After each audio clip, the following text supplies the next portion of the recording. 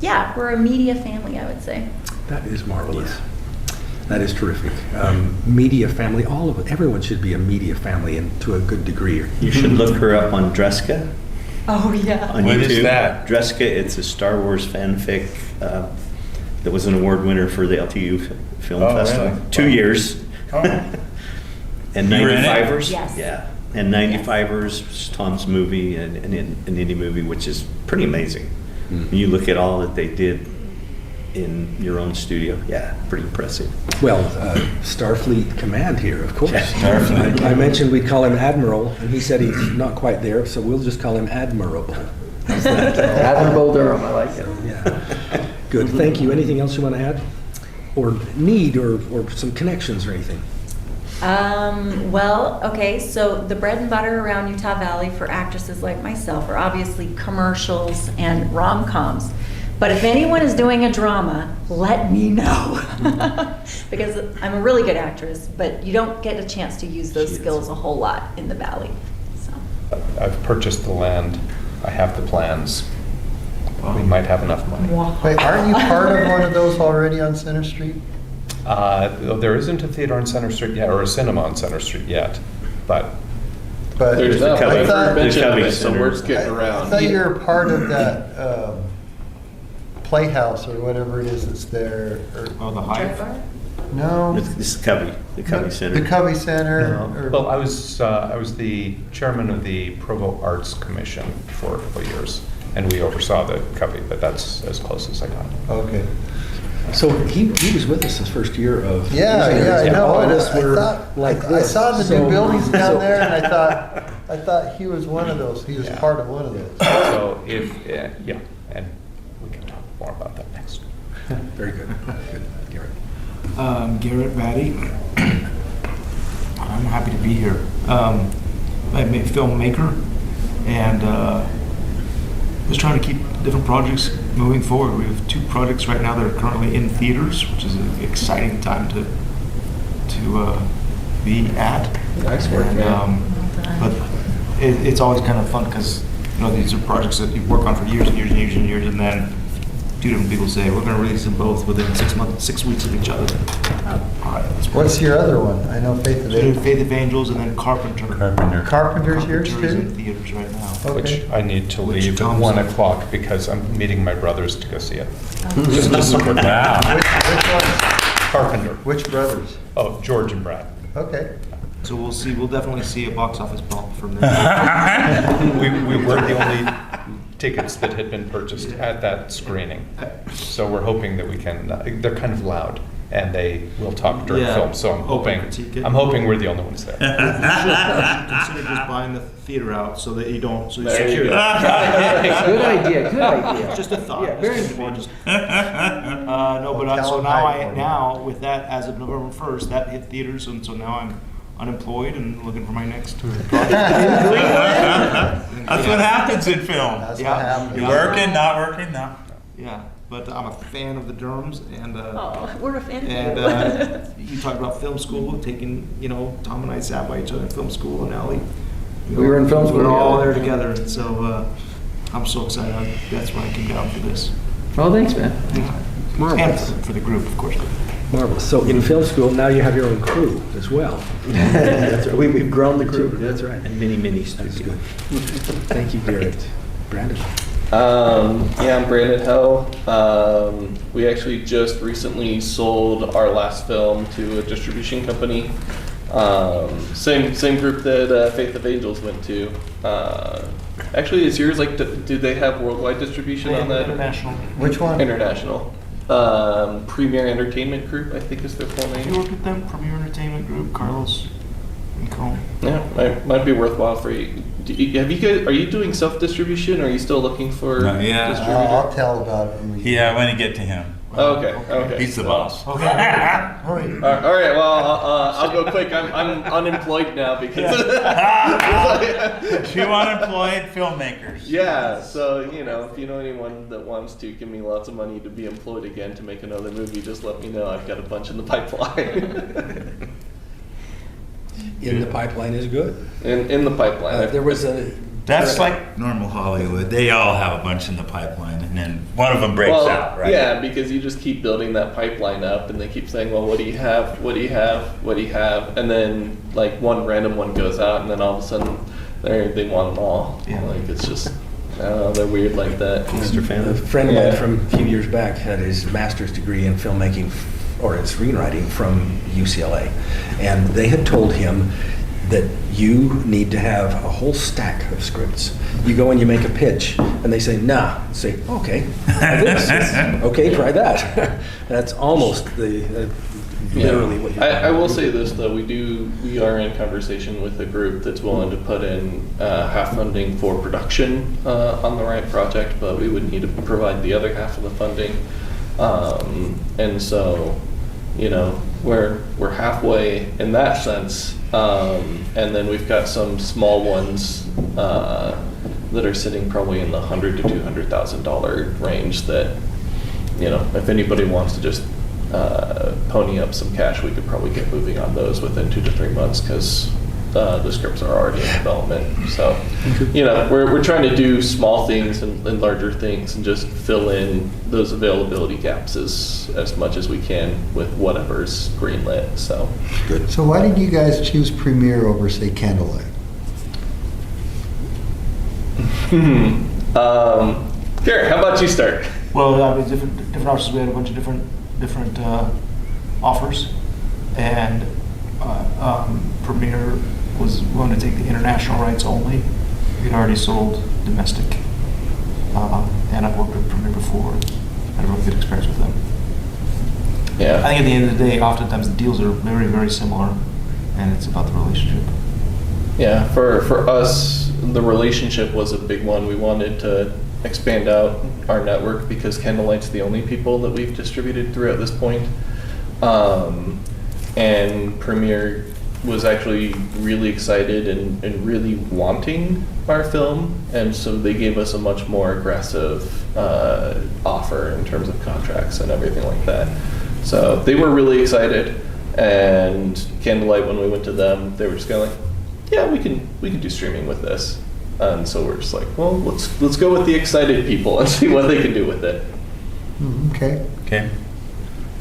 Good. Thank you. Nick, please. Nick Mills, gosh, I don't know where to start. I'm a screenwriter. I am a trained story analyst through Katie Farmer's story code system. I was a chair for LTUE last year, and I'm the theater and media arts track head for years before and this year again. I'm also the host of an international writing group for David Farland, New York Times bestselling author David Farland after he passed away.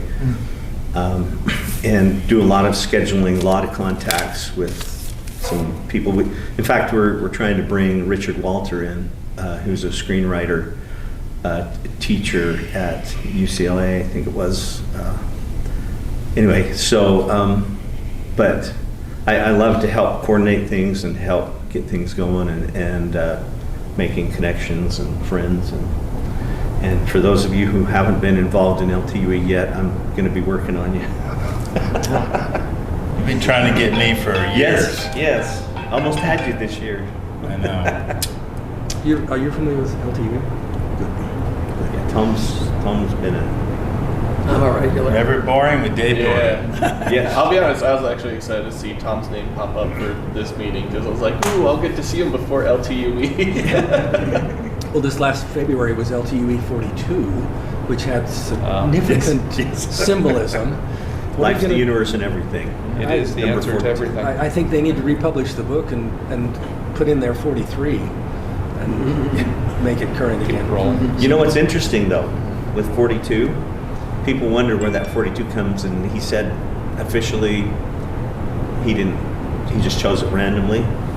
But every time you push an asterisk on your phone, on a keyboard, anything that's digital, it sends out a 42 in computer language that it understands. So the asterisk is a universal symbol for everything, whatever you want it to be. So that was there our was thing. meaning behind the There, 42. well, I think so, because Douglas Adams was a computer programmer.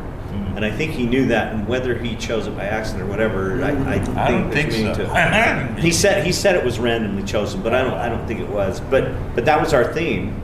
Was what can LTUA be for you? Whatever you want it to be, whatever you make it to be, and that's the same thing with what we're doing. Is what's our 42? You know, it's like If you whatever we write need it to machine be. code, which is way, way, way back in the Exactly. Cretaceous period of my history, then you know the asterisk and you're writing the numbers 42 Yes, instead yeah. of an asterisk. Yeah, if you look at the ASCII table, the American Symbolic Code for Information Interchange, it'll show you what each of those numbers are. Anyway, Interesting. yeah, it's pretty cool. Robert. Robert Starling, I'm the old man, I guess, here. I've been in film since 1971. I produced the first student film at BYU. I I watched elevators. it I the other screened the day. elevators. I watched it. You gave me I the watched link. it too. Yeah, that was cute. You liked it? Oh yeah. You were in it? I was in it. Yeah, Can I did you- my little Alfred Hitchcock cameo Now, who- in the elevator. Who here can name the person who did the cameo at the end in the elevator? Who can name that person? Oh, that was, Older gentleman. Wilkinson. That's Dion- right. Wilkinson? It was Yeah, Wilkinson, Wilkinson. or the Yeah, president. president, that's right. Yeah, It was. he walks That's in. what it was. Yeah. Yep. Yeah, everybody How'd you asked- get him? Everybody My asked wife me, how lived did in the you complex get where they filmed it. Yeah. What year did you graduate? If you go off. 71. And Ernie was a very friendly university president. He had actually appeared in an earlier film that wasn't done entirely by students, so I still claim the first student film. But when we got ready to do this, and he was living in the president's home, which was on campus over by the Mazer building. And I just walked over there one night and knocked on the door, told him what we were doing, and asked would he like to be in it. He said, sure, just tell me when and where to be there. So it was great. Good job. But I spent 13 years in Los Angeles before I escaped in '94 and came to Utah. But while there, I founded the Associated Latter-day Media Artists, which was a fellowship of LDS media professionals that lasted for about 10, 15 years before it finally phased out. And I'm just, I feel a strong sense of desire to see Latter-day Saints in the media use the talents that God have given them to glorify Him and to build His kingdom. And so y'all are my peeps. And I'm just Awesome. delighted to see it happen. Good. Certainly that would be a missionary intent sort of description you gave, but also I think other films that are for general public, that are not missionary message of the church, have a great benefit as well. Virtuous, lovely, a good reporter, praiseworthy sort of things. Well, certainly, That's the sort of things we certainly. also- Garrett and others have taken that message to heart and done some wonderful films in that regard. And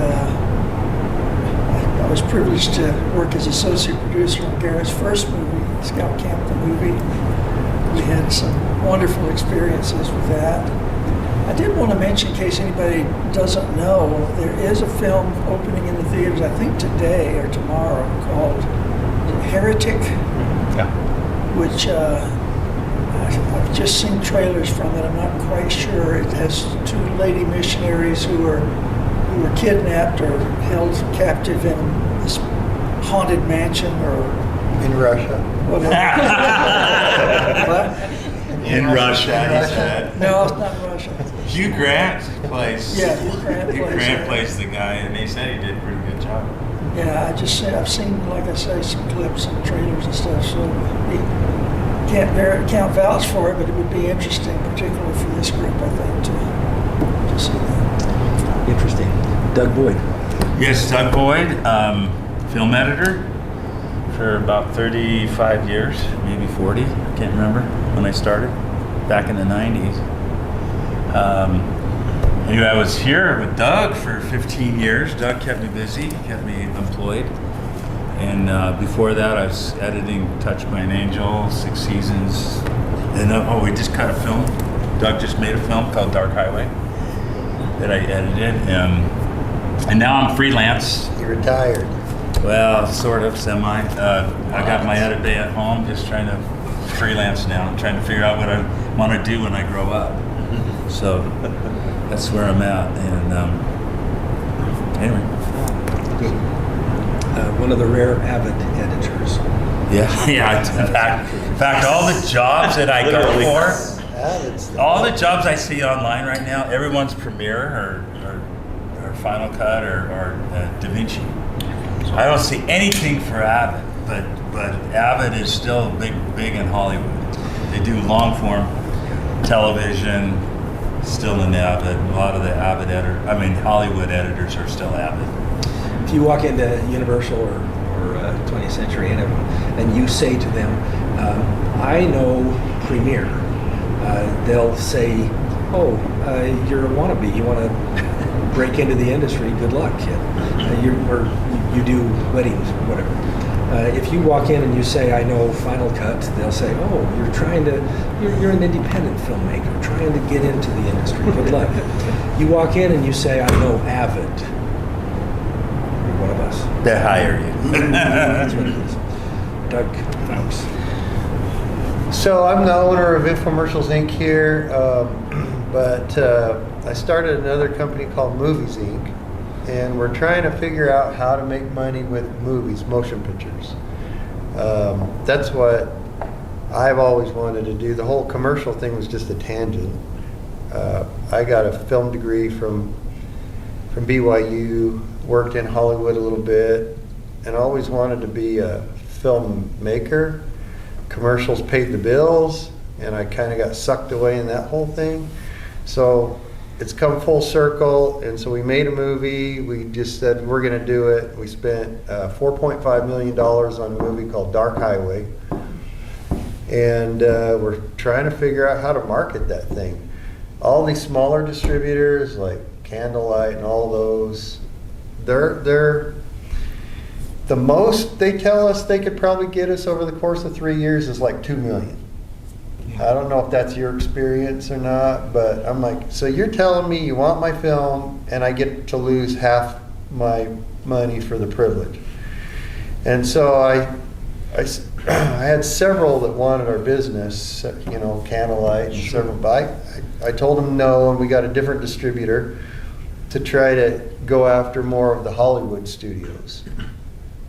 And he shopped Dark Highway, and this is interesting. He went to a lot of the big boys, Sony Pictures, Focus Features, Paramount, Lionsgate. He met with all those guys, and we realized we have a little bit of a problem. We were told that with a thriller like this, an action thriller, thrillers, horror movies, those kind of movies like that, they didn't need big name stars because the genre was the star. They had built-in audiences. People would go see them. That's not true anymore with Hollywood. The big boys, they want names now. Yeah. You have to have a name or they don't go any further.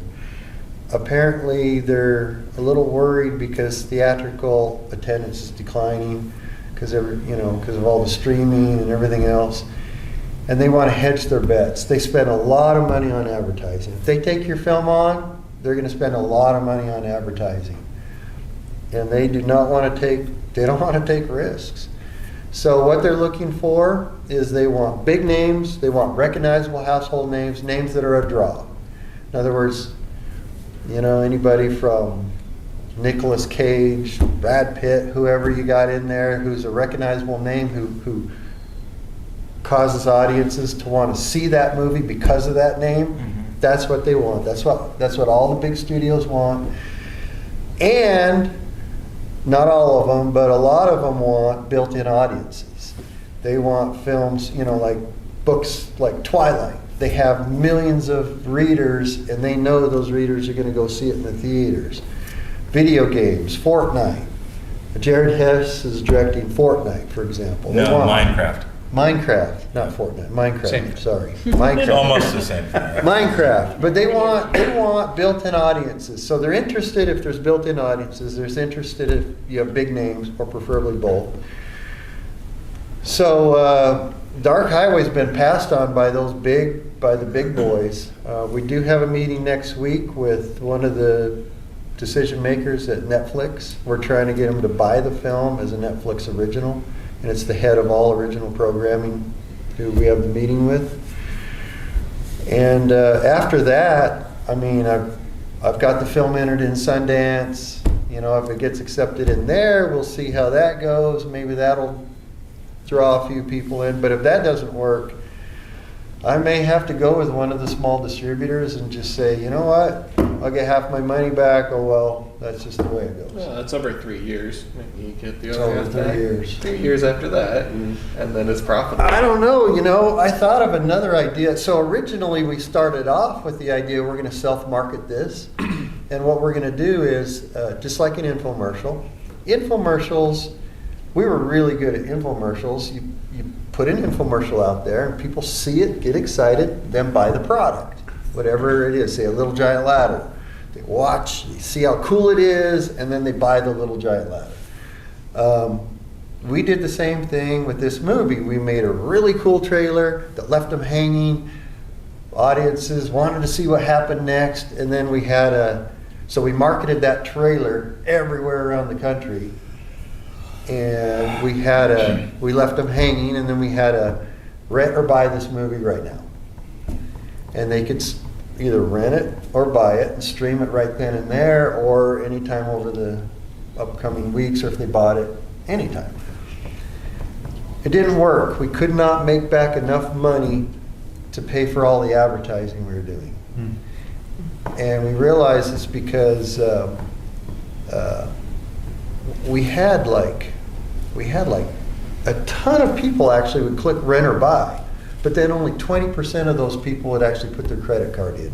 And we realized it's because they have options with, you know, there's tons of good movies. Our movie's a good movie, but there's also a lot of good movies on Netflix, on They've already bought Hulu, them. everything else, and they're already paying for those. They're like, okay, looks like it's going to be a really good movie, but I can watch another dozen good movies that I'm already paying for. And that's kind of the mentality that people have. That's fair. And so the last thing I was thinking of that I might want to try is a new kind of marketing no one's ever done before. Yes. But it is, do it. But, I mean, independent filmmakers around the country could do this idea. And it's a thing where it's called the free hour. You get the first hour free. You watch the first hour free. Doesn't cost you anything, don't have to enter any credit card. You watch the first hour free, and if you love that movie and you want to watch the rest of it, you put in your credit card information, $5, whatever it is, and you finish watching the movie. My wife thinks it's a terrible idea because she feels like she's kind of a bait and switch. Watch this movie for free. And then I get hooked into it and they force me. They jab me. They make me put in my credit card. And I will because I want to see what happens next. And I'll be mad about it, but I'll do it. But I'm not going to like it. That's what my wife said. And so I thought to myself, I don't know, it might be worth a try. I mean, If it's clear up front that it's. yeah, if you It's put not that a up bait and front. switch. If Yeah, it's very you make clear it up very front. clear up front. Expectations is a big thing. And it's like, you can watch this thing, if you can turn it off at any time and you're out nothing. But if you love the film and you are into this film and you want to see what happens next, then you put your card in. Daily Wire just did that. They did the first 3 minutes for Am I Racist? And it's done very well with that. And Sony used to do that. They did the first 8 minutes. Watch it. Do they? Oh yeah, the first Yeah, I one. mean, Yeah. knowing that, hey, you can. I think it's a fine way to go. Actually, It's a way to go. so they have kind of tried a little bit of it. Yeah, I think it's people have success with it. So I don't know, maybe it's the first half hour, first 45 minutes, first hour, I don't know. Whatever it takes to do your testing thing. Hook 'em. Say, hey, when are they most like hooked? Likely to buy. Yeah. the problem is why we shut that whole thing down. We were doing our marketing, but when we realized that up front, without seeing the film, just based on the trailer, the money that was coming in was not covering our advertising. We were short. I mean, it was coming in. I mean, just on this little test, I mean, just $5 rents and $14 buys, we were at $40,000 in income or something like that. But we were spending more than that on advertising. What were your social media advertising? Yeah, it was all over. People paid in. We just cut it off because we heard people said, hey, if this gets out there too much, you will never get distribution. Yeah. So you either cut it off now, you know, and try to get other distribution. So we just made a quick, hard decision. We're going to cut it off right now, and then, you know, before we get too many people that see it and it's out there too much, and then we'll try distribution. But I'm learning a lot. I'm learning what the big boys want. I'm learning what they're looking for. I'm learning what their concerns are, their hesitations.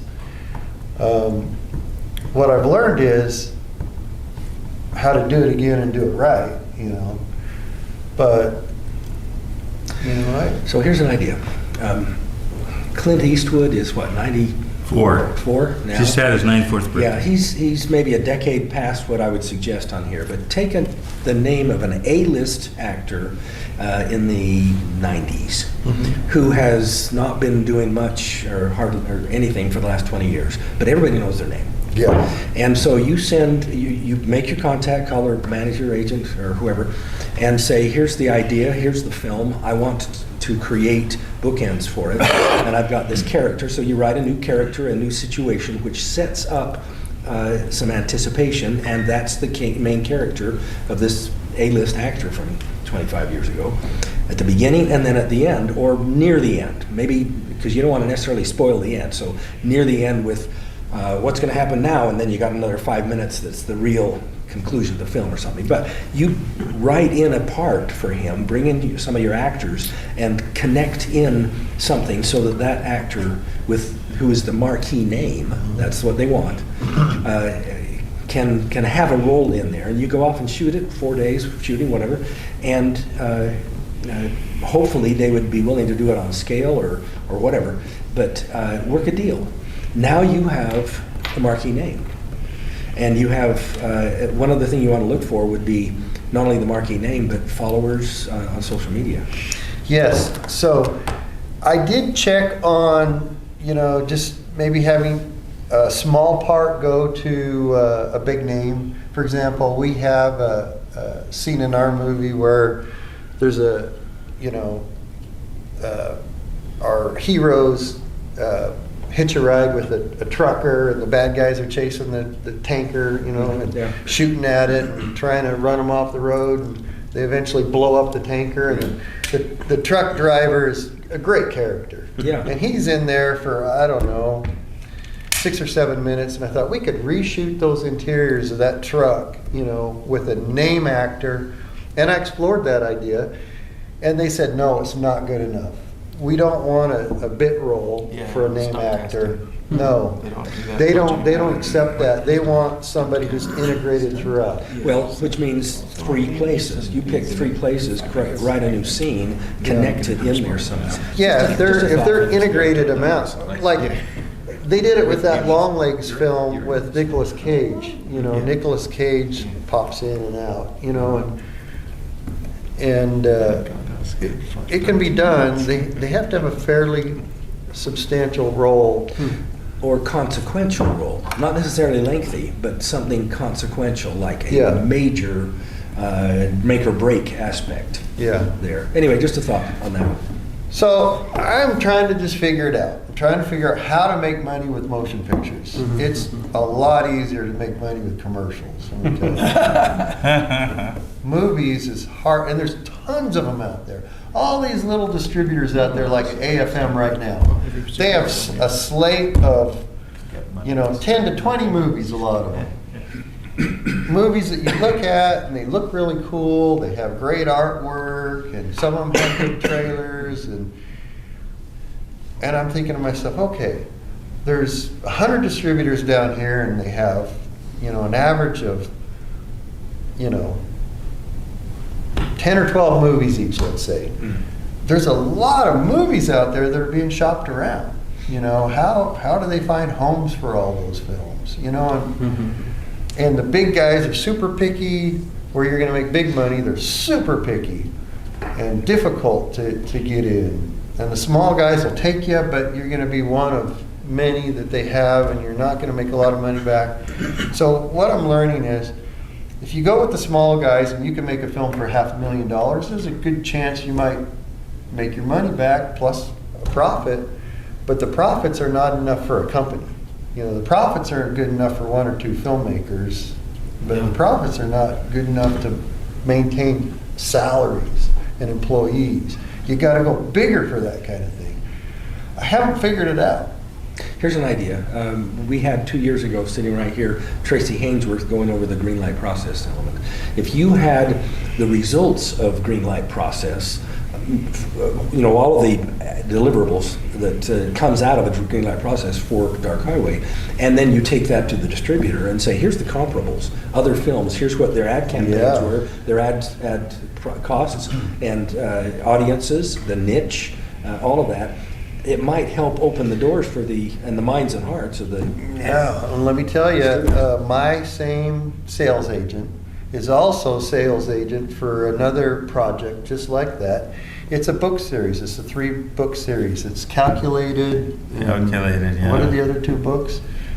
It's a series. They're like a Hunger Games series. They're popular books. There's 3 of them, and sounds like a winner. Well, they're pitching that with name actors. They have the scripts all done. In fact, they hired a really good scriptwriter for the first one.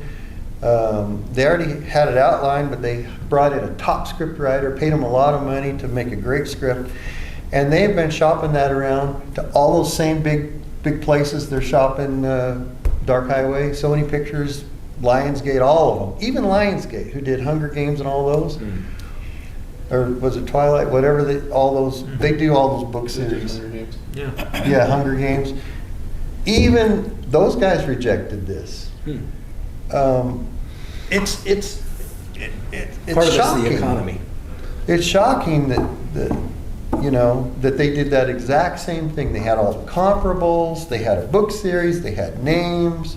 A great script with a named screenwriter, a recognizable screenwriter. They had a recognizable director attached to it. Still, no. It's a fickle business. And so I'm trying to figure out. Yeah. I'm trying to figure it out. I mean, it's crazy. I can't. Well, one of the things that might be kind of useful in this process is, obviously some films out there are making it.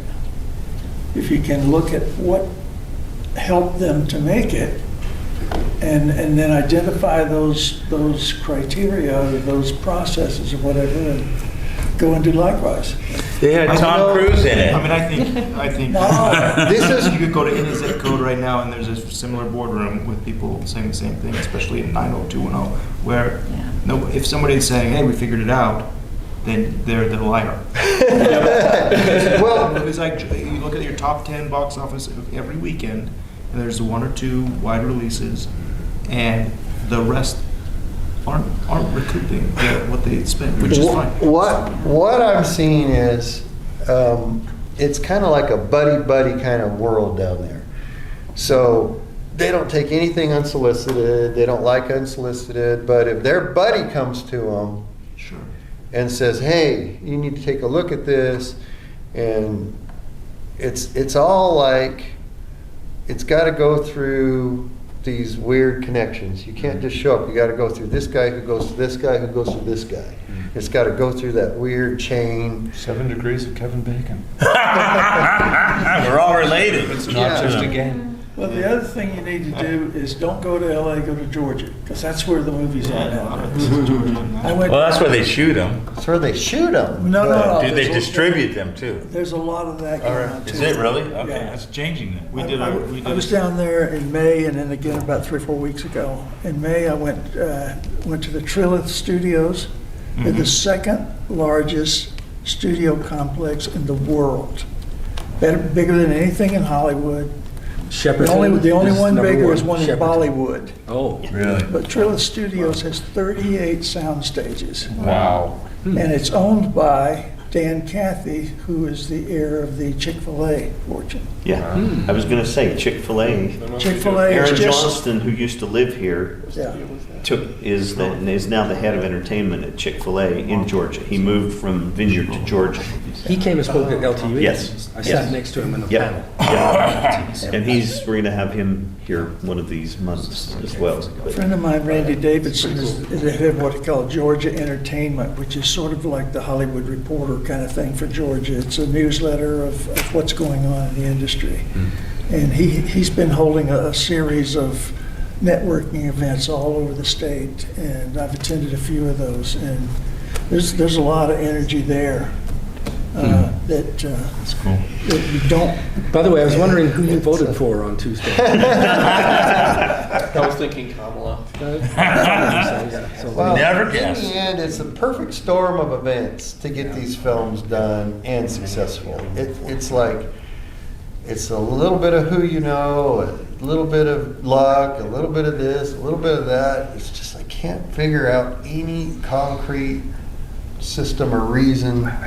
If it makes you feel any better, even the top studio executives can't either. So Yeah. if they did, then every movie release would be a huge hit, right? Yeah.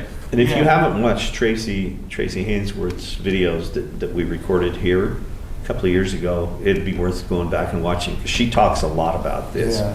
And I mean, one thing I wanted to say, Three of hers. one of the things I wanted to say too is, one of the things that you're up against is, and I have an MBA and I'm working on some of this kind of a spreadsheet presentation. In marketing, there are what we call marketing tides. And you know how ships sail with the tide, high tide kind of thing. And there's this kind of thing that's going on out in the industry, and you've got tides going on, and you've got all sorts of different effects and things that go on. This is So hot what now. worked- This is hot now. Yeah, what This worked is hot. yesterday Now may it's not not. work tomorrow, kind of thing. And Timing. and so, yeah. Timing. And so you have to know, Yeah. and it's like even back in 2000 when the dot-com industry failed. It's Yeah. like, I found out some things about that just a few years ago. I was reading, what's his name? Gosh, I can't even think of it. His big name. Shoot. Anyway, so he had like tons of money in the dot-com industry. Oh shoot, I wish I could remember his name, but I mean, this is like one of the big money names. And in his Berkshire Hathaway, what's his name? Warren Buffett. Warren Buffett, yeah, Warren Buffett. Right. So Warren Buffett, in his biography, he talked about back before the 2000 failure. He said that he and a bunch of his big money friends had investments in the dot-com industry, and he said it didn't look like it was going to work. So I pulled all my money out, and I told all my friends to pull all their money out, which was a huge. And that right there is like popping, a balloon kind of thing. So that's one of the ideas with marketing tides. You don't know that stuff ahead of time.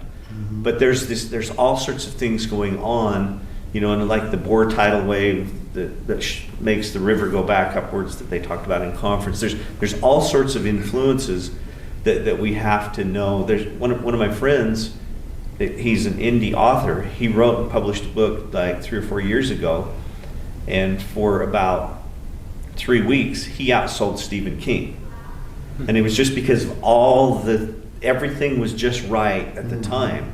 And so it's like one of the things is part of it is being a prophet kind of thing a little bit. And, is seeing and knowing some of the tides that are going on and foreseeing some of the trends that have happened and the trends that are happening.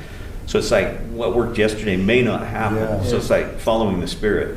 And something I've been thinking about, a way to kind of help make those things profitable could possibly come by bringing down your production costs and maybe operating a mini studio Yes. Could be a good Oh, way to- this is a good lead in. Yeah. Tom, Interesting I thought. wonder if you have anything to weigh in on this. Interesting thought. We gotta have Robert Well, introduce and then. I'll be brief. We're going to get to you, but just real quickly, who can name where this quote comes from? Okay, there is a tide in the affairs of men, which taken at the flood leads on to fortune. Omitted, all the voyages of their life are bound in shallows and in miseries. On such a full sea are we now afloat, and we must take the current when it serves. I'll go Or with lose. Shakespeare, Caesar. That's right. Brutus? It's Cassius? No, it's Brutus speaking to Cassius. Yeah. Yeah. It's a great call to action. Yeah. Great one. Okay, real briefly, and it's a takeoff of what you said right there. Just less than 2 years ago, here we had Marie Osmond. I was directing her on the TV series America's Real Deal, and Yeah, you that were. was very successful. And it was on Fox Network nationwide, and also in syndication, hundreds of TV stations and all that. So a year ago, the executive producer said to me, "How do we get on ABC or NBC or CBS?"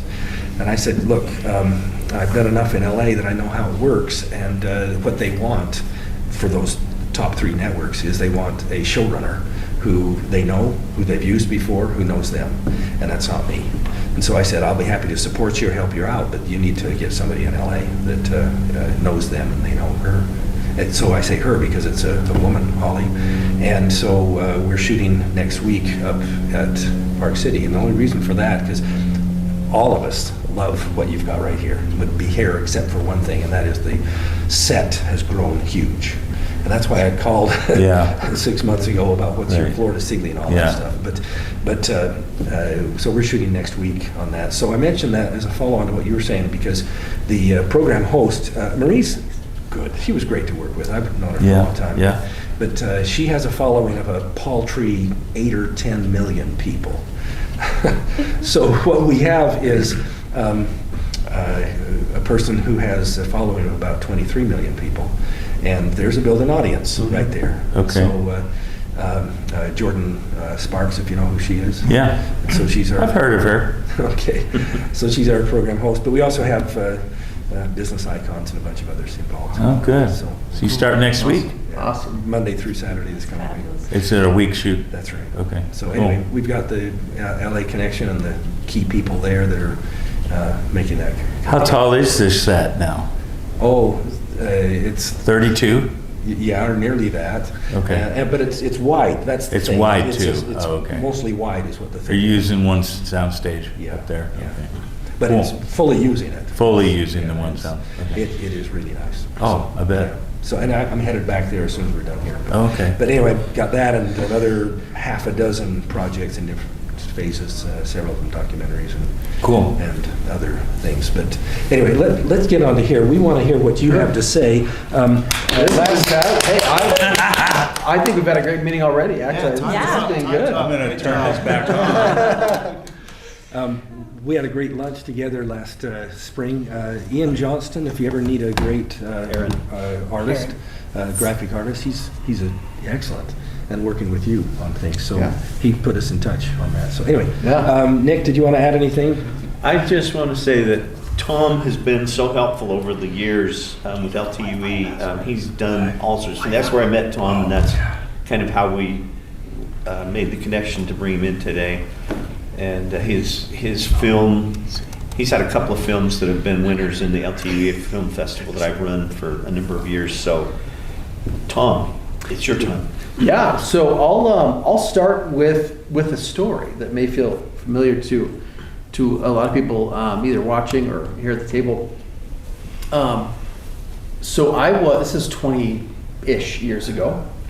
I was in my fancy office in corporate America, where I was an in-house video guy. I had built a video team and a studio for Young Living Essential Oils, and I was there doing the corporate thing. And A well-oiled machine. Right? that's right. too much oil. Actually, we still use essential oils, so we're fans.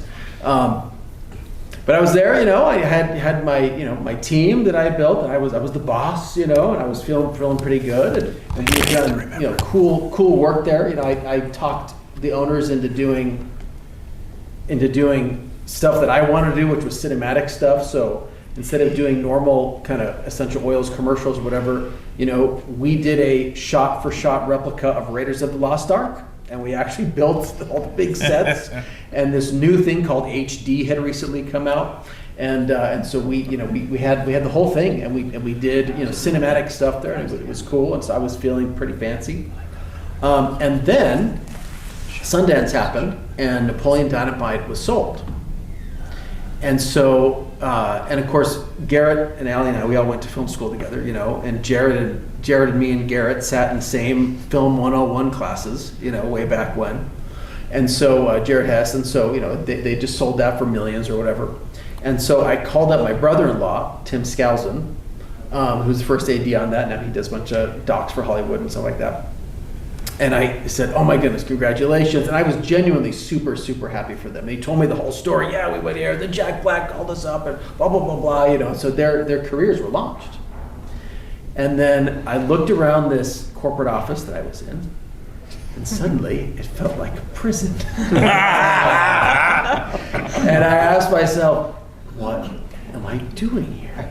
And then the guys who I worked with, the guys who I managed there, they see me just staring out the window, and I'm looking at the mountains or whatever, I have this weird look on my face. They think I'm gonna, who knows what they thought I was going to do, but I was sitting there wondering, what am I doing here, And because if you're watching this or if you're at this table, for some crazy reason, you're interested in either movies or creative media or something. Like there's something about that you want to either create or consume or somehow be a part of or support or something, right?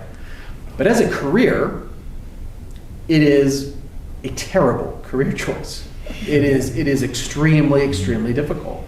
And there's a million different pathways to being able to do whatever your goal is, especially to do that while getting paid for it. And so to make a living in this field, let alone do the stuff you actually want to do in this field, very, very, very, very difficult thing. So Aaron Johnson, for example, I had the opportunity to interview him at LTUE last. He's really super, super nice guy. And he told the group, he said, it is essentially impossible to make a TV show. It is impossible to get published. It's impossible to make a movie. Like he said, if you look at the math and just how difficult it is, it's pretty much impossible to do it. I mean, we do it, and many of us here have done it, but it's basically almost crazy to do it, and then to think you can make money at it, right? And so all of our paths into making money at this and actually creating media that we feel is worth creating has been very, very, very different. And so today I'm in a position that I never really wanted, but I found that it's actually it's the best spot I've been in. And so I thought it'd be useful just to tell people, what I'm up to and how I got there, and just some of the advantages and disadvantages that it has, whether it's something that you guys want to do yourselves, or whether it's something that you want to find a way to collaborate with. And so and I'll just talk for a little while, and then we can have some questions, then we can be done. But so basically, in the whole filmmaking thing, I've tried many, many different things. So in film school, I'm a screenwriter, is what I really am. But it's very difficult to make a living as a screenwriter, as any screenwriter will tell you. Now there's a few who are already successful who will say, just stick to it and keep trying or whatever, because that's what they did, because that was their process, okay? Or you'll have go ahead. You know the difference between a screenwriter and a large pizza? Please. A large pizza can feed a family of four. Okay, there you go. And even I'm a big productivity guy and very, very, very interested in productivity concepts and maximize your time, all that kind of stuff. Most of the people who teach those lessons and tell you all their stories are already successful, not because they followed their own principles. They're successful because they did something else, which is, and I don't knock that because they still use many of those principles, but they were successful usually in another area, and now they've moved over to this area. which is still great. I'm not saying that you shouldn't listen to what they're doing. But when a successful screenwriter tells you just keep doing this and this and this, that's because they're on the other side of that. But there's another 10,000 people who did do that and that and that, and it didn't work out for them. And so I'm not saying don't try it, but it's a circuitous path to get to where you're going. And I'll tell one little teeny anecdote. So one of my best creative writing teacher at BYU is a guy named Dean Hughes. He's a best-selling author. He's great. He's wonderful. And he was very complimentary about my work. And so it was like, oh yeah, I got some kudos here, whatever. And then he said in one of his classes, he said, the truth is, I am not a good writer. I'm not a talented writer. But what I have done is I have learned the skill of writing. So every morning I get up and I do my writing exercises, and then I do this, and then I write this for my book or whatever. And he just explained that he just learned a trade like any others. Now he's actually very good. He's been very, very successful. He's a really nice guy and he's a really good teacher. But he just said, I'm not amazing. There's some other people who are these virtuoso, kind of talents, raw talents. He said, I'm not any of that kind of thing. So we all have to kind of learn this. It's just difficult because in every other career, not in every other career, but in most other careers, you learn your trade, then you do some kind of internship, then you do this, and then you get a job, and then you do this, and then you progress in that way, and there's some sense of predictability. Career path. Exactly. In the film industry, there is no path. There is just wilderness that you are trotting each time. So anyway, I'm a trained screenwriter. I tried spec writing and failed. I tried putting film packages together for Hollywood funding groups and failed. I tried putting together business plans, PPMs. Oh my goodness, spending lots of money doing that and trying to raise money from traditional investors and failed. I tried for years writing really great stuff and developing really great pitch packages and key art and getting more indie type investors and failed. I tried multiple times to be an independent freelancer.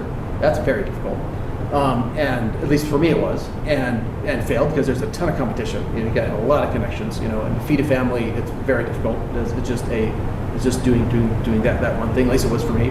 So I failed at that. I tried other types of business ventures and failed. I tried to make it big in corporate, to become like a big corporate executive, and I think I could have eventually done that, but there's the people above you are what's the famous quote? They're limited by their own incompetence. So there's the people who are in those executive levels don't want to go anywhere, and so they're going to hold on to those jobs for as long as they can, regardless if they're that super qualified or not.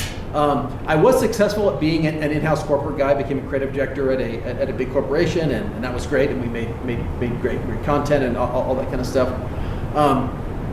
But I remember I was doing a television pilot, and but I was an in-house corporate guy because I had to feed my family. I have 4 kids, so I had to feed my family. I was an in-house corporate guy, but it was this really great TV show that someone else was funding, and I was hired to produce it. It was really super. But because I didn't have enough vacation time, I couldn't direct my own TV pilot. So I had to hire a director to direct my own show for me because I couldn't be there because of my corporate job. So it was hard. It was really hard. But I committed to my family and all that kind of stuff. The only thing I didn't try and fail was I didn't go to LA. I didn't do the Hollywood thing. And I had mixed feelings about that. I don't know if that was a good or bad choice on my part. Probably a good choice for me. But that's the only one I didn't try and fail. But everything else I did. And as I continue to tell the story, I'm telling it from my point of view, so I'm going to say I quite a bit. But obviously, for me, God was a huge part of my successes and failures. And of course, my wife has been there all along the way, and so she's been part of many of these decisions, whatever. Someday you should have her back to talk. She can talk from her point of view, maybe some of our story, but also just from the acting side of things. I think that's a huge component. She's been very successful in a small pond here in Utah, but it's a really interesting perspective on what that means for a career on the acting side of things. And so obviously she's been a huge part of all these decisions.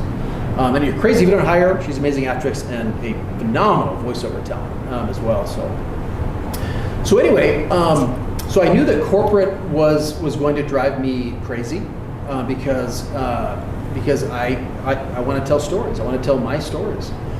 And so so crazy was I to do that I mortgaged my house to fund my own indie film. Oh, crap. Ooh. She was part of that decision. Oh, my God. You let him? And then spent the next Oh, okay. then spend the next 7 or 8 years slaving away on my first feature film.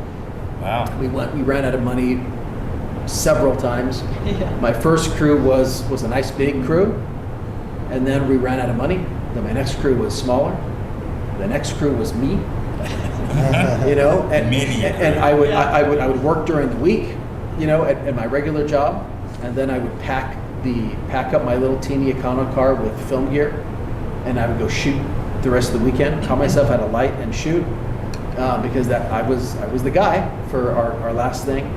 Then we went into post. I was already pretty good at doing visual effects stuff, but I ended up doing most of the visual effects in the film.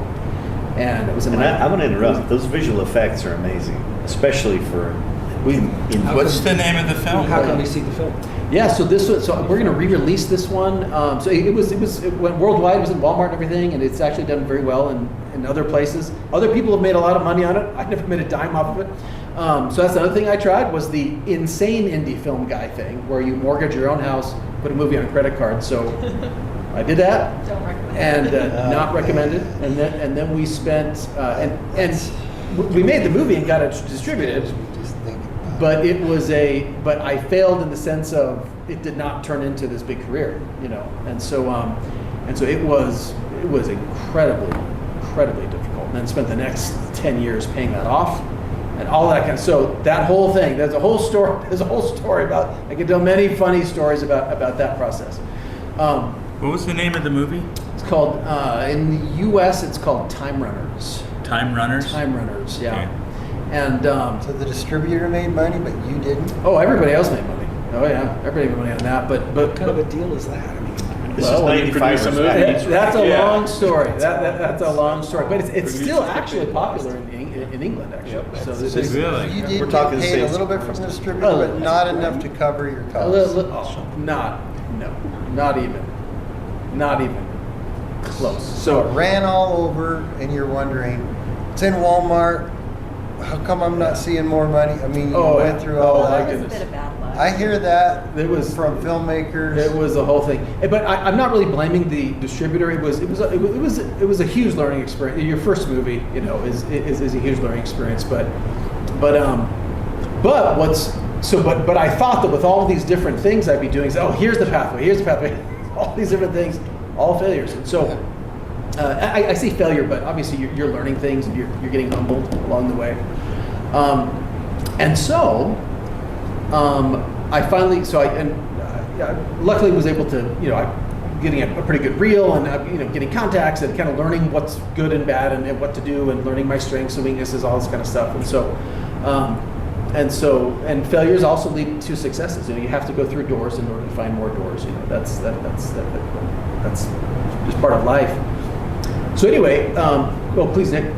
This movie, the Time Runners, is the same one that you submitted to the film festival. It's 95ers Echoes, Yeah. right? Uh-huh. I just want to make sure I got that. Same movie, yeah. And Time Runners / 95ers Echoes / 95 Time in Japan. There's all the different names. It's crazy. But in England, I think it's also Time Runners.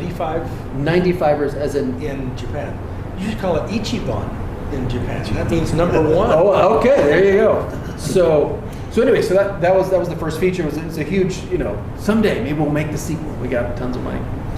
But anyway, so a few years ago, I got the opportunity to produce and direct a television series for BOU TV, and I was like, all right, this is my big chance. I'm gonna try again to have my own, to be an independent producer, and then people hire me, and then I'll just hire my crews and hire the other people that I need to for that project, hire those independent contractors, and then continue. So I left my corporate job, and I produced this television series. It was a great gig. We won a bunch of Emmys for that. What's that? Was that extinct?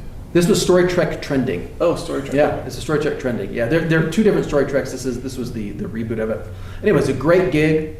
And then as we continued after that, then anyway, that was another big issue. They didn't market the show, so they ended up canceling the show, and then I had nothing to do. And then we got this big blessing, right out of heaven, another job or whatever. Anyway, so what started happening is I started going from the model, and you guys know most of the producers you probably know, most of the production companies you probably know. It's really not a production company. And this is not a bad thing. It's a dude or dudette, and that's the production company, which is not a bad thing. That's actually a really smart way to go. It's the common way. Yeah, and so you have just the one person, and then they just crew up for whatever the project they need. And so what started happening with me for some reason, and that's how I was going to do. I had one employee who was just kind of someone who I trained for years and years. Like, this is someone who I can rely on, and she's got these great skills, and that's great. What ended up started happening is I started realizing that for some reason, for my clients and for my business model, and for the trust and flexibility and the pricing that I needed to give clients, I ended up hiring in-house people. And pretty soon, instead of being me, and people just hired me to do stuff for them, I ended up having a full-blown production company. And now we've got something like 15 in-house employees. And I do outsource, certain stuff that we don't do in-house, but for some reason I found that having a mini studio, however many minis you want to put in front of that, and that has provided a shocking level of freedom in this industry. It's still really, really difficult to do, but I'll give you a couple of examples. So, as an independent producer, you are going to be paying the mystical, magical thing called a day rate to everybody that you're going to be hiring, right? You're going to be hiring a day rate, or you're going to be hiring a freelance rate, okay, to those people. And those numbers necessarily must be robust numbers, right? Those are the numbers that I'm charging my clients.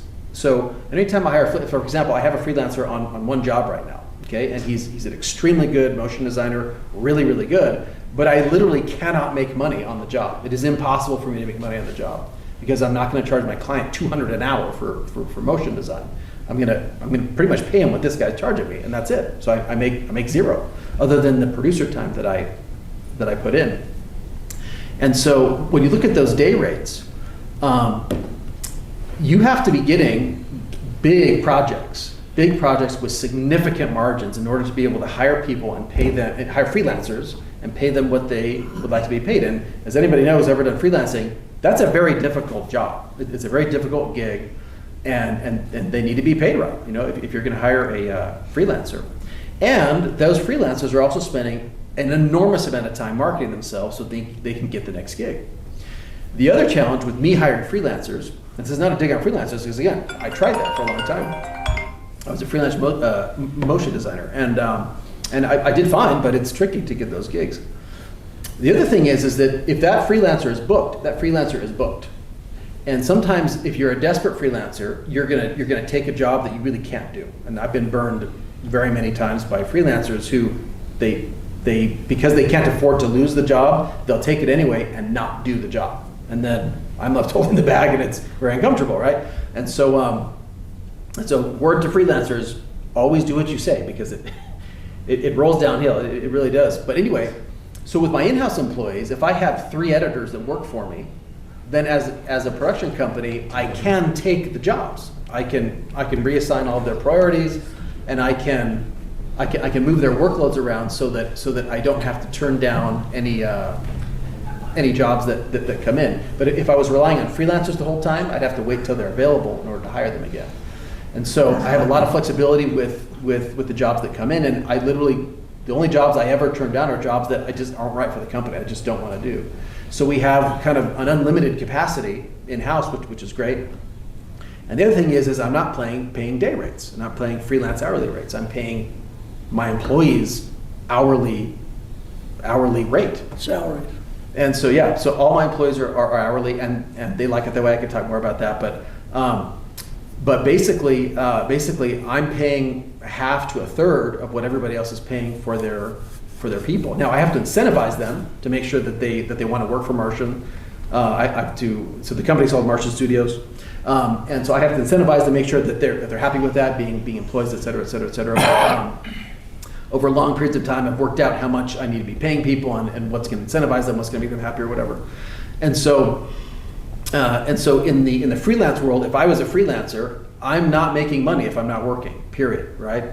Obviously, in order, anybody who's done business here or has movies on the market here, hopefully you're making money because you're getting residuals from your movie, and hopefully you're making money because you've created a product, or hopefully if you have a larger business thing, you've got employees that are generating money for you. You're renting out your studio, for example. You don't have to be there in order to make money on that, and so with a production company, which I'm surprised to be owning, right now I've got a handful of employees making my money right now. So they're working at this moment, and then I'll be billing their hours to the clients, and obviously I'm making a margin on that.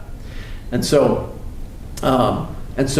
for some strange reason, I'm a screenwriter who is surprised to be running a little studio, and there are definitely downsides.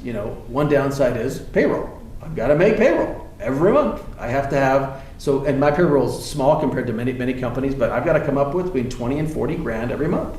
Every month I've got to come up with that money is going out, and then someone needs a new computer. Okay, it's another 5 grand. Someone needs this. Okay, all the software. I got to pay my accountant. I got to do all that stuff, right? And there's huge expense there.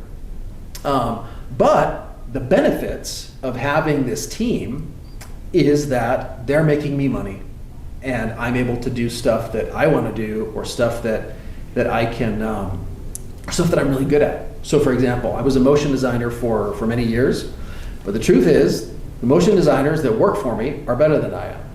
And so that's a wonderful thing. And it's a humbling thing, because you realize, wow, I'm not Mr. Fancy there anymore. That's a good thing. Now I got to focus on what I'm really good at, and then really leverage that. So that's kind of one of the benefits. But the biggest benefit is something I'll show you right here. And so we'll see if this. Oh, let me turn it back on it. Time's out. If this will pop up. Yeah, no worries. Time's out. So. Here is the biggest benefit, because a lot of people will and there are several companies like mine around here that are 10 years ahead of me. So for example, Kaleidoscope, for example, it's an awesome company, but they're like 10 to 20 years ahead of me, because they started 10 or 20 years before I did, maybe 10. Cosmic, for example, that's another company that is an awesome production company. They do a ton of creative work, and they have lots of in-house ability or whatever. And so these are some awesome companies. Creatively is an incredible company. But with my company, just because what I really want to do is tell my own stories, with my company, let me just open this here real quick. And there's nothing super fancy about this. I'm just going to blow this up a little bit. But when I look at projects, this is how I look at a project. So all of these are actual projects and clients and things that are in the pipeline, or whatever, at Martian Studios. So over to the right side, I have projects that are fully profitable. And to the bottom, as you keep going further to the bottom, I have projects that are either original or high value. Because at Martian Studios, here's what we want to do. Our goal is to move all of our projects to the bottom right on this matrix. We want them to be fully profitable, meaning we want people to pay us for them. And we want them to be original, meaning that the content, the creative content, is developed in-house at Martian Studios, whether it's our screenplay or our concept or whatever. I'll tell you about some of the projects real quick, but they're original, meaning that we actually write them, and they're high value. And high value means they're a benefit to the world. So at Martian Studios, we want to be paid to do projects that we come up with that are also of benefit to the world. Okay, so that's where all these projects are, over here on the down right. Okay. What types of projects are you talking about? Yeah, so I'll tell you in just a second. And then up in the top left, these are high investment, meaning these are projects that cost me money at Martian Studios, and they're annoying. They're only to make money. So up at the top is just bread and butter stuff, meaning this is just stuff that makes money. And up here to the left is stuff that costs me. So here's an example. So we had a project, ADT. It's a big security company. It's a total. I mean, I love any project, right? So we love it. because at least it's on the right side. They paid us well, right? They paid us well, but it's a not fun project at all. It's this corporate kind of meeting stuff, okay? So it's not fun at all. We have a banking client. This is slightly fun because we really love the client and they're really fun to work with and let us do some creative stuff. So this is just bread and butter stuff, but they pay us really well. They pay full rates, okay? There's no discount for these guys. And anything we do, they love it, and I just rack up, we don't overcharge them, but I just rack up the hours and it's wonderful, and they're amazed how cheap we do everything actually. Delicious bread and butter. This is profitable things that pay us well, that we, it's not original or high value, meaning we didn't write it and it does not really saving the world, but it's just a nice project. So for example, we're doing church projects right now. So the LDS Church is one of our clients, and we like it. We like doing work for the church. It's great. We didn't write it, we didn't come up with it, we didn't originate it, but we like it, and they pay great. And so over here on the left, so high investment, experimental, meaning this is something that Martian Studios pays for, and it's not going to make any money. We're losing money on this, but it might be original and high value, meaning something we create that is full of value. And at Martian Studios, this is not true for every production company. Many production companies, the purpose of that company is to make money. Like that is the purpose, and that's totally fine. So there's production companies here in Utah that are like that. It's like, we're here because we want to make a ton of money, we're going to be the best at what we do, and that's it. That's totally fine. At Martian, because of why I got into filmmaking in the beginning, we're willing to spend money on projects that won't make any money. And so, because we're crazy, and because that's what we want to do, and we hope that eventually these projects will move up the pipeline to being profitable. So here's an example. So right now, Martian Studios is getting involved in interactive entertainment, and because movies are tough, movies are really tough to make money on. We do have a feature film coming out this year or in 2025, which is great. And we hope to make money on it. It was one of these under $1 million rom-coms, that is in post. She's the star. She's amazing. We'll go. What's that? What's it called? The current name is Recipe for Love. Okay. Recipe for Love. All right. And we shot it beautifully. It's a really, really, really nice production value, and great. We did it for under $1 million. And Martian Studios invested personnel and money into the project, and then we also invested money into the project. And the company had enough profit that it was like, you know what? We're gonna make this thing. What the heck? Because that's what we do, right? Because our goal, we want a company that's profitable, obviously, but our goal isn't to make the company profitable. Our goal is to make cool, creative entertainment that is original and high value, right? So that is the purpose of the company. The purpose of the company is not just to be fully profitable. Otherwise, we would only do projects in this column. But as you can see, we do projects across the spectrum. So for example, in interactive entertainment, Martian Studios is releasing its first board game next year. And so, because it is a low investment project, so we're gonna lose money on it.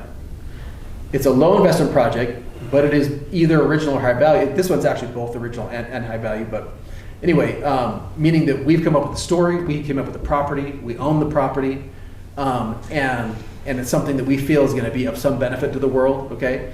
But it's gonna cost us money. But the next of these projects, which is Kaiju 2, will be very profitable. And so Martian Studios is investing in a project that is going to cost us money, and we're accepting the loss on that. But we strongly believe that it's going to move up to fully profitable for the sequel to that, which will come out probably in 2026. And so what Martian Studios has allowed me to do, which is weird, because I have in-house employees, my development costs are just so low. If I need to storyboard something, I just call up one of the illustrators who's an in-house employee, rather than paying for people who are wonderful, storyboard artists or concept artists, whatever. But they're expensive. If you guys have I got to put a pitch deck together. Oh no, should I do it with AI? Who owes me a favor? Who's going to graphic design this? And so at Martian, just the benefit that we have is I'll just call the graphic designer and say, I need you to design the pitch deck, and I'm okay at it. And you guys have all done this. You guys have all tried to use, Illustrator and get really irritated with all the clicking, or you try to use Word, or so you've tried to figure it out. or you've called someone who can maybe, you know, do it for you, whatever, but it's difficult. So for example, we're going to start doing radio dramas. We're hoping to do our first one in 2025. And radio dramas there's no money in radio dramas. There's zero money in that. However, they're an awesome way to test your property. And Hollywood is doing this as well, where you actually do a radio drama of your show with cool talent, make it sound really awesome. It's a very popular genre now. There's just no money in it, and so I want to start using radio drama because I love the format, but I also want to start using radio dramas to build an audience around a piece of content, so that later I can make that a profitable enterprise because I can come to a distributor or a network with a big audience already. Mm-hmm. And so that's the point of that. But here's the problem with radio dramas. They're expensive to make. You'd be surprised how expensive they are. And so we brought post audio in-house because it's just too expensive for me to pay $85 an hour to an audio guy to do that. I can't do it. And studio time and all that kind of stuff. So now we have post audio in-house at Martian Studios. So we have in-house sound designer. We have 2 sound booths. Do you have voice talent in-house? We actually do have voice talent. We actually do have voice talent. And so I hope you pay her well. She gives me a really, really, really, really, really good rate. Very good rate. But no. So basically, having the in-house ability to do this stuff. So now basically in-house now we have Martian Studios. We have producers. We have editors, we have motion designers, illustrators. We recently brought in a CGI visual effects artist.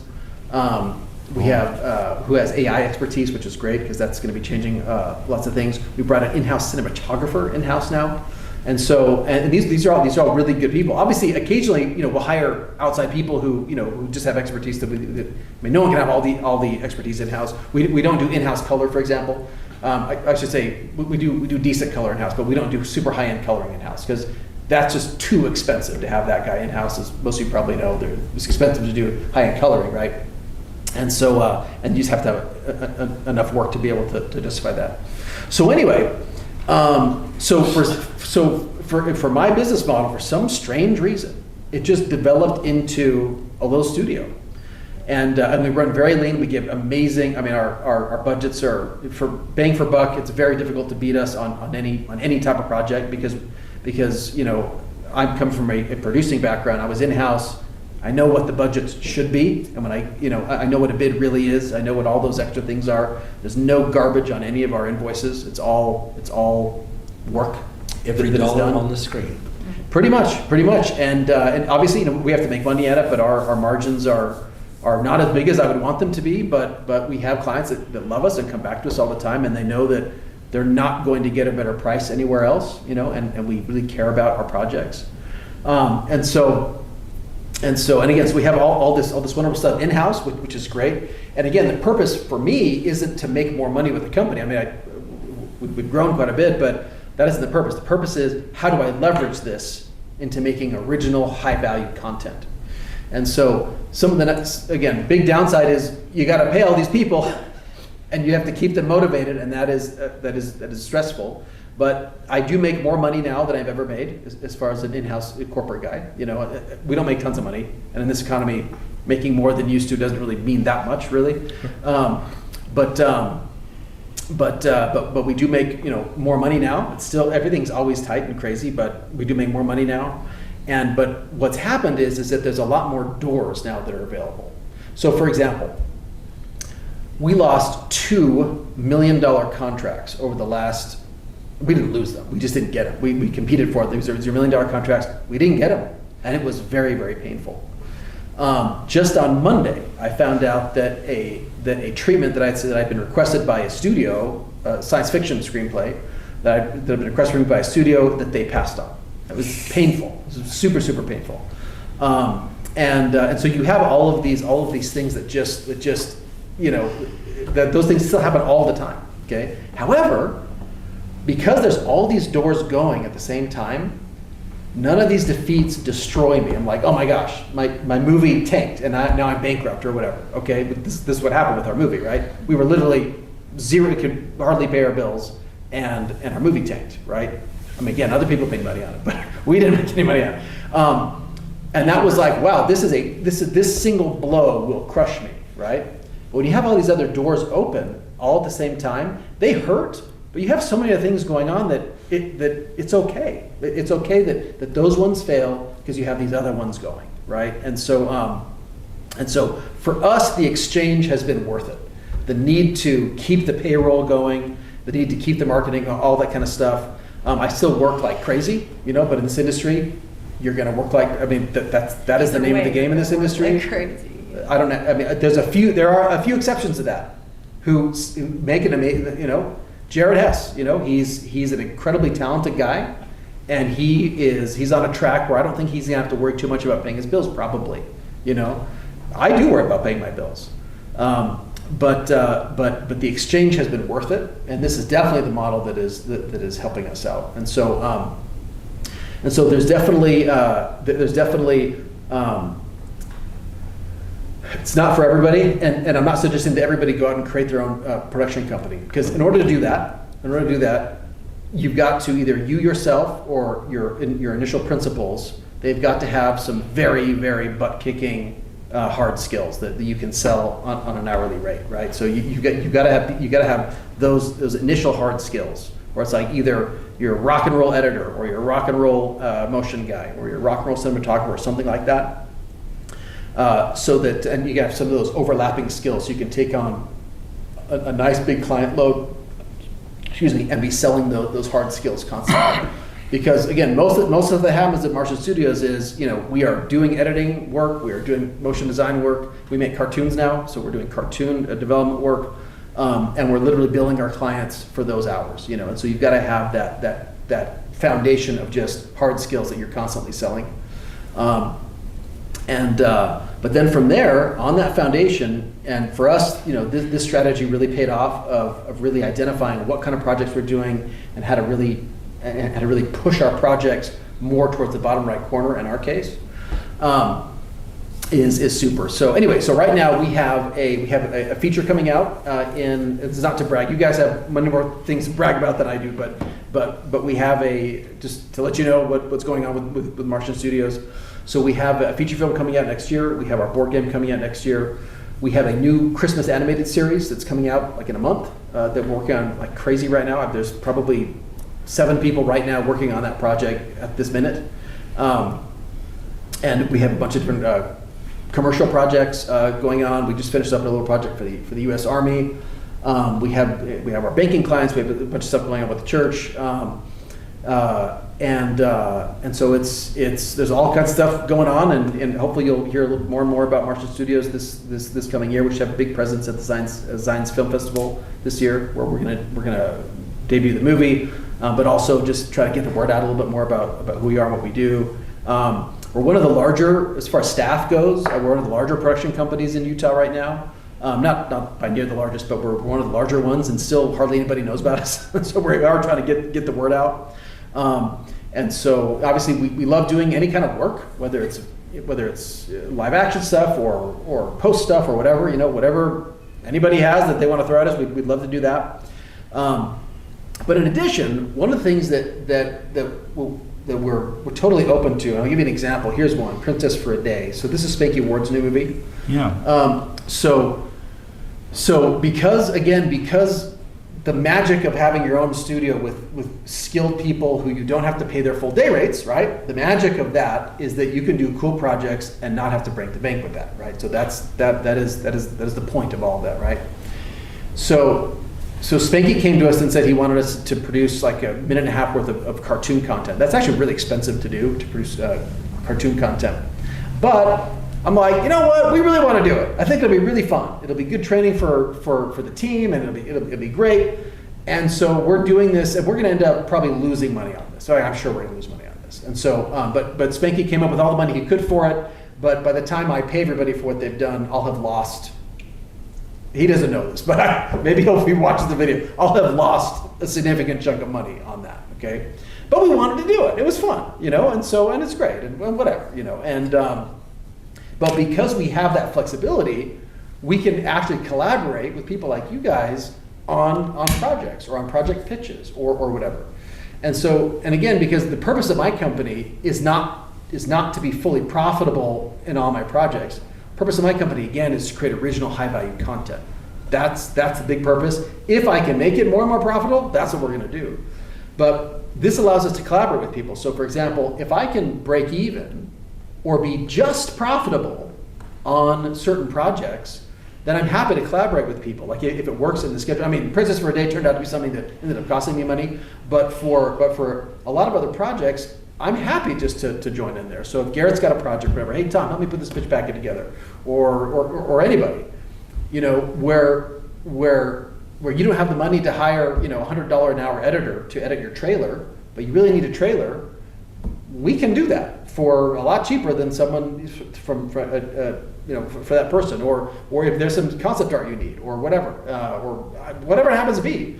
If the project is high value, and who knows, maybe there's a back end for Martian, or maybe there's some kind of fun relationship we can have on that, but really, we want cool projects made, and again, if it just allows a different type of collaboration, so that, because again, if it's like, man, the difference between this is $5,000, like, who cares? You know, if that's the difference between a make or break thing, then we're happy to assume a little bit of that risk with other people and say, hey, let's collaborate on this for a second. I mean, what the heck? You know, it's only going to take my person a day to do this, which is only going to cost me X.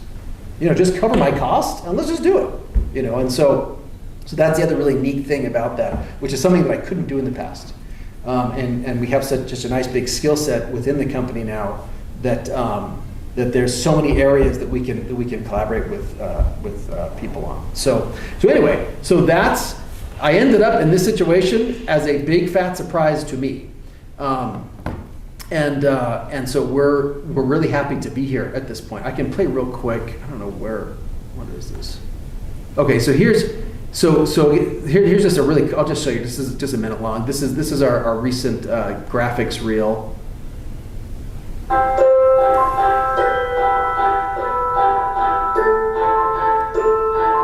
Mix of all kinds of different animation styles. All this is 100% original at Martian Studios. Mom, maybe the gingerbread man is the werewolf. This is 100% in-house, all this content. Corporate stuff, philanthropic stuff, commercial stuff.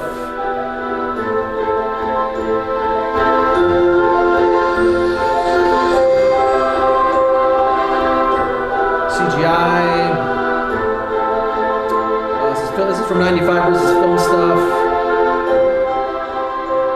Live events, effects, movie stuff. Famous actress.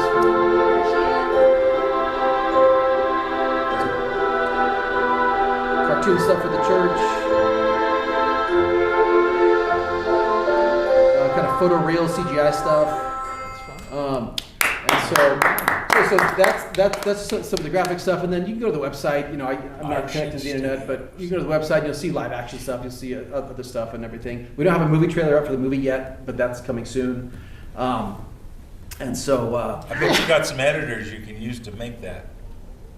We unfortunately we do have them in house. We do have That's those what I guys mean. in-house. That's you have some editors you can cut your Yeah. trailer. No, right. And again, this is not to sound fancy because this is always very difficult. And I mean, anything in this business, unless you're in one of these super successful situations, you know, it is hand to mouth all the time. You know, Garrett is awesome. He's very well known around here for making awesome movies, but he's unemployed right now. You know, and so that's crazy. You know, and so for me, the biggest benefit really of this is that as my kids grew up, I realized how much time this industry will take. It will take everything you have and more. It'll take not just 40 hours a week, it'll take 100 hours a week. That's what this industry will take. Everybody who's made a movie here knows that it will take every hour and more. When we were doing our first feature, I would come home from work, I would play with the kids, help put them to bed, and then I would work all through the night on the visual effects, and then I would get up a couple hours later and go to work. And this lasted for like a year. I mean, not every day, but this lasted for a year.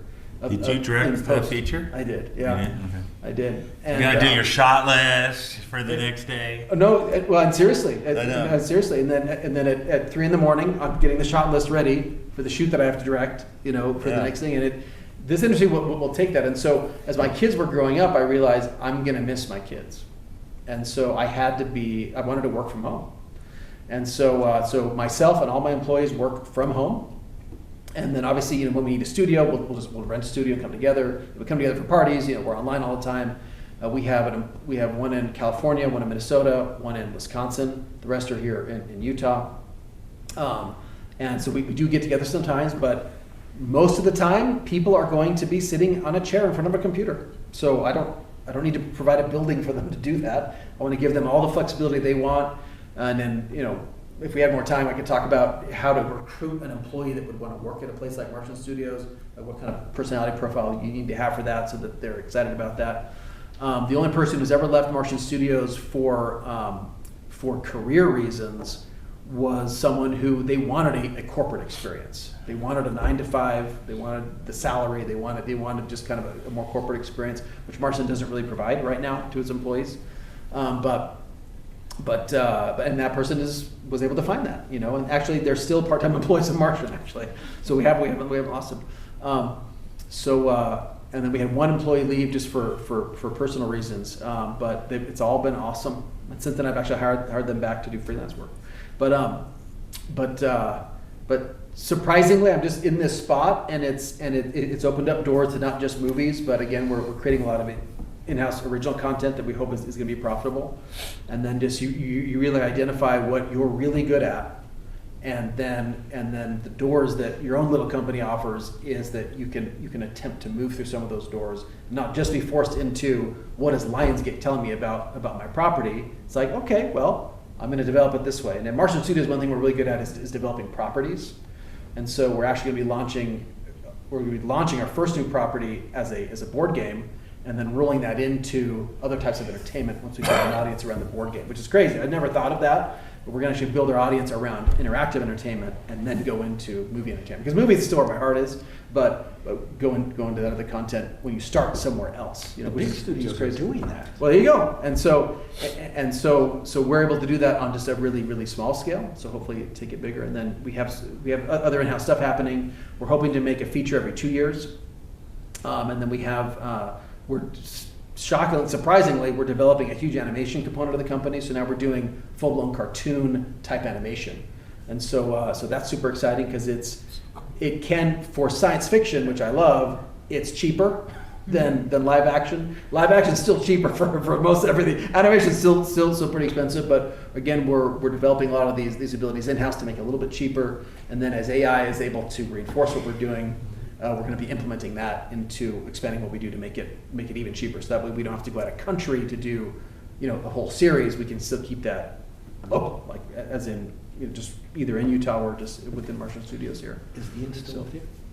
Ian he's on sabbatical though. So Ian's awesome, but he's going back to school. So he's in a master's program now. Nice. And so Ian is on sabbatical, but he's still an employee actually. Savannah, Georgia. Was that Through this, it's Savannah Art School. It's online, but yeah, it's online, but yeah. So he's awesome.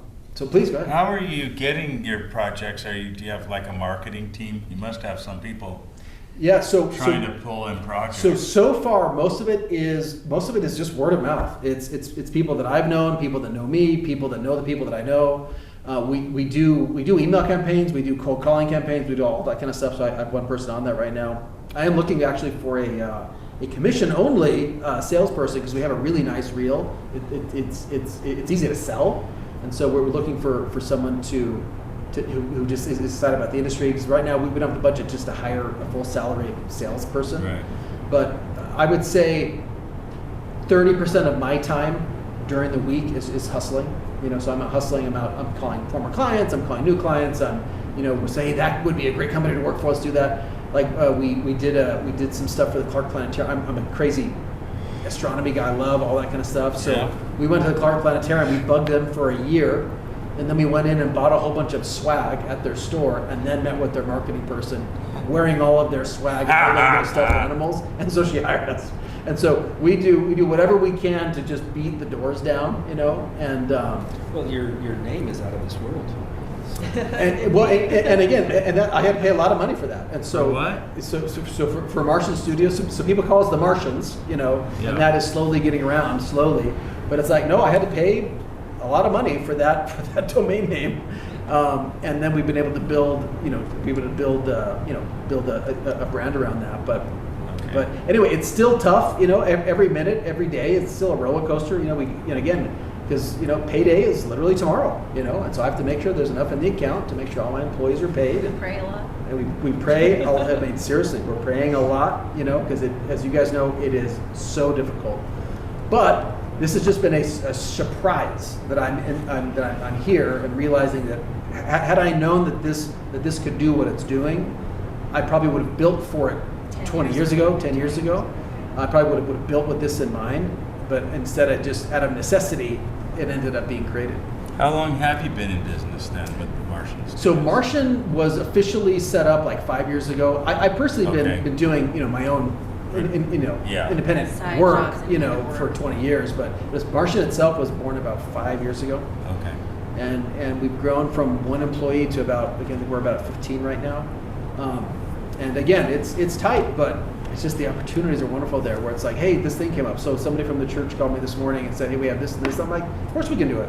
And the great thing is that I'll be overseeing it, of course, and making sure that it's awesome and everything. But I won't personally be doing most of the work on it. I might direct it, but I won't personally be doing the motion graphics on it or whatever.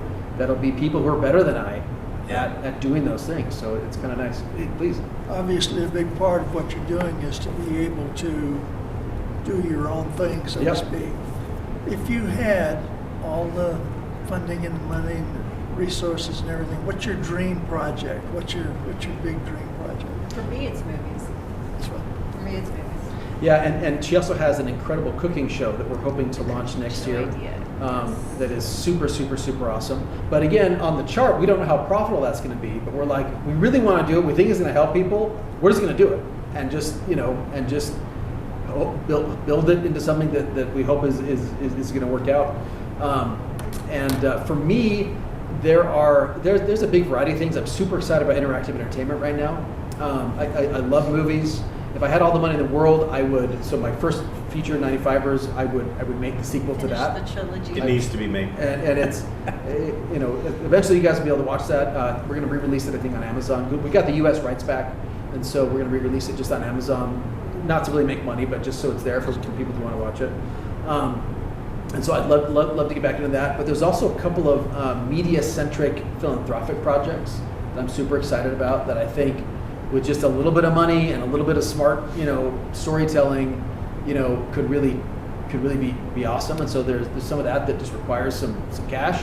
What are they? What kind of thing? So one of the concepts is right now it's called Dedicated, where what you do is there's a lot of people around the world who want to contribute to humanitarian causes, but number one, unless there's a charity they really like, they're skeptical of charities, and also they're very busy.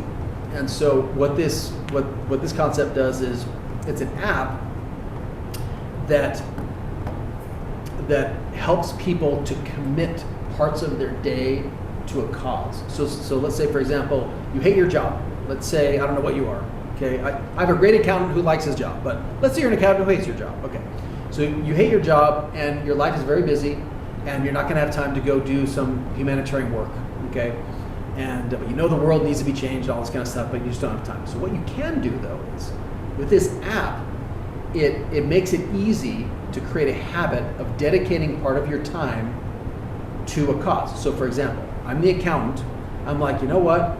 I hate my job, but I would sure love my job if it changed people's lives and it saved lives. I would love my job if my job were the way I pay for my family's bills, the way I put my kids through college.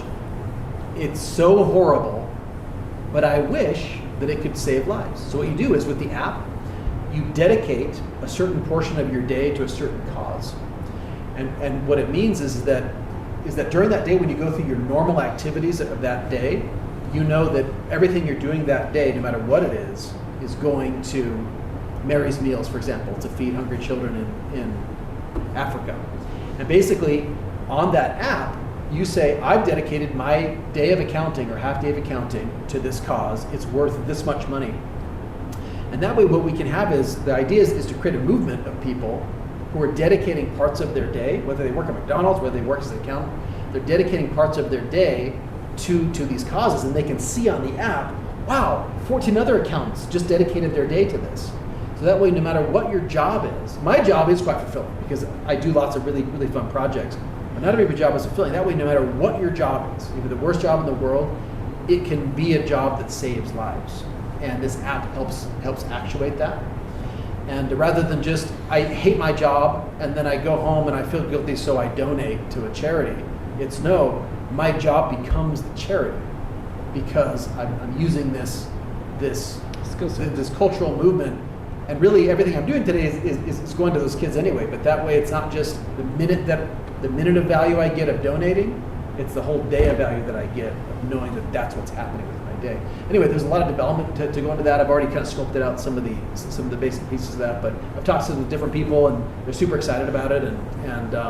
But anyway, that's one that requires a little bit of storytelling, some media to help them, and then some really robust app and financial back end, so that people it can be just a seamless thing of like, do you want to dedicate your day today? You just wake up in the morning, and then when you come home from work, it's like, I saved 10 lives today, even though I was at the accounting office. So anyway, that's one of the fun problems. I got to talk with you about humanity solving world problems. Yeah. It's an initiative that I have. Oh, cool. No, I'd love to. It's a larger, anyway, I need to talk with you about that. So, Tom, on your chart, Bill, please. on your chart, Sweetie, how did you define high value? You have profitability, you Yep. have... Great question. So I'm sorry, guys, I have to run and pick up my son from school. thank you, sweetie. But it's good to meet all of you. Yeah, so Nice, Allie. Thank you. yeah. So We'll have to watch your show, Oh, Recipe please for do. Love. So for me, high value, everybody has to define this for themselves, but for me, it's either spiritually enriching, and or from a full philanthropic point of view. You know, whether it's feeding starving children, or whether it's bringing families together, whether it's empowering education around the world, whatever. So whatever kind of humanitarian things. So for me, these things are. So for example, kaiju. Kaiju is a Godzilla thing, but really the nature of this game actually brings families together for really, really fun family stuff. And so for me, that feels very high value to me. So really, high value is just my own values that I don't live these values nearly like I should, like all of us, but it's just my own, for the better of the world values. If this project promotes that thing, then I deem it high value. And so yeah, that's how we kind of look at that. And so we have original or high value, because I love it to be original, or it's high value. So someone else's project that's high value. So all these projects don't have to be my projects, but if they're really high value and they're not mine, that's okay. But the ones I really love are the ones that are developed at Martian Studios, and they're also high value. So, and there's stuff that we do right here inside of Martian Studios that isn't so high value. It's original, but like for example, The Bubble. This is an audio drama I did with BYU Television or BYU Radio. That'll be coming out this year. Oh, that's going to be super exciting. Keep your ears open for The Bubble. It's going to be really, really, really cool. Really super high-end audio drama. This one was original and high value because I was able to write it, and it really has these really powerful, I think, values in there. And so just kind of value-centric, and it paid pretty well. So this was kind of a great one there. There's a C.S. Lewis series that we're looking to do next year, an animated C.S. Lewis series, and that one, I didn't come up with it because it's C.S. Lewis, but I love the C.S. Lewis fanatic, so that's super high value to me, even if I didn't come up with it. Yeah. So. Cool. Do you direct most of your stuff, or do you hire any directors? Both. So I again, one of my goals, in order to be able to expand our reach, and it's good to make money, is we do everything we possibly can to. And this is one of the things how you can keep great employees like this. is I push as much as I possibly can of the high end stuff, like the directing, all that kind of stuff. I push it down to the employees as much as possible. So this last year we did probably 100 different projects, and I only directed a few of them. I mean, I oversee all of them just to make, because I just ensure that we have that quality for the clients, and they know that we care on it, that we're not just a factory. We really care about every project. But yeah, most of them were not directed by me, actually. Okay. So you said, okay, so did I hear you correctly that you're saying your employees work from their homes? Everyone works from home, yep. What is the difference then between an employee and, for lack of a better term, a low-paid freelancer? An independent company, yeah. Well, so number one, so again, none of my employees except one has ever asked for a raise, so I don't mistreat the employees. So just, okay. So just get that out there. Unfair assumption. No. So yeah, all of them are, and they get unsolicited raises all the time and bonuses. So anyway, I definitely try to treat them well. And in fact, the employee that I got out of I stole one from corporate when I left corporate. She makes, even just leaving corporate to work for me, she got a huge raise. So yeah, we're not abusing anybody that way.